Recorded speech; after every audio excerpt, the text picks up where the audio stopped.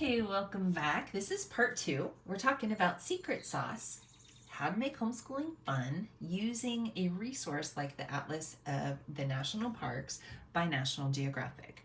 In the last video, I warned you that they will be pulling the magazines from the shelves on August 5th, 2022. So make sure you get a copy, or alternatively find yourself a picture copy of books of national parks so that you can just explore. In that first video, we talked about step 1, and that is simply delighting in the pictures and the opportunities that are out there, the destinations that are out there that you could explore.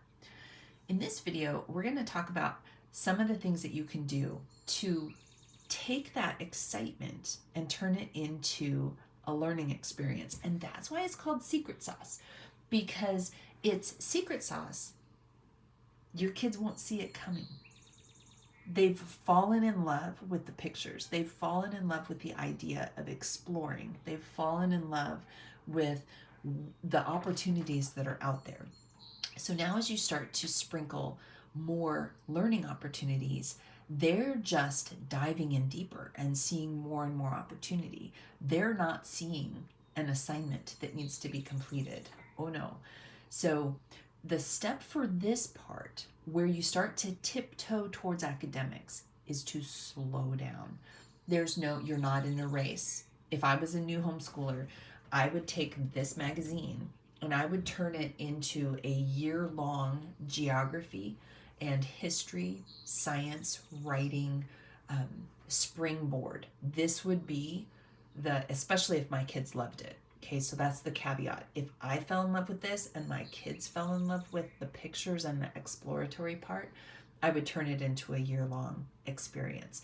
And I'm encouraging you to lean into something when you find it so that you too can slow down and then go deeper with your kids.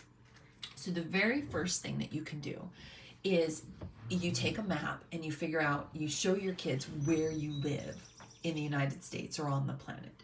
And then you go to the national park map and you simply locate where you live, where you are on the planet, and how you start playing with the distance. So this is a math extension. You start playing with the distance. How close are you to the nearest national park? How close are you to the nearest 3 national parks? Is there an opportunity in the next 1 to 5 years that you could visit a national park? You can do things like, if it's 1,200 miles away, let's just play with 1,200 for a second. The first thing you can decide is, okay, if it's 1,200 miles and we drove an average speed limit, how long would it take us to get there? Okay, if gas is the price that it is today, how many aluminum cans would we need to recycle in order to pay for the gas? If your car gets this much gas mileage and it's this far and it takes you that many days, how many tanks of gas, how much money would you need to budget? You can totally play with the idea of how far is it, how long it would take you to get there, and an approximate budget of how much it would cost just in gas to get you to your nearest national park. But then you can take it a step further and you can play with the idea of walking to the next national park or riding your bicycle to the next national park. How many miles can you walk in a day? For instance, when I lived in San Diego with my husband and our children, there are missions, beautiful missions that were established so that people that were traveling could leave a mission in the morning and they could travel to the next mission before sunset.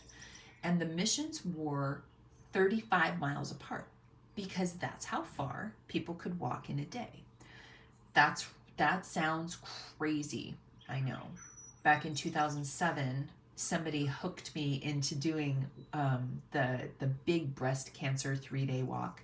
And it was a 60-mile walk where we would travel 20 miles in a day and then come back and camp, and 20 miles a day, come back and camp. And I can tell you it took us 4 or 5 hours to do the 20 miles. And it was the first time that I could really envision walking from one mission to the next, because I was walking 20 miles in a day.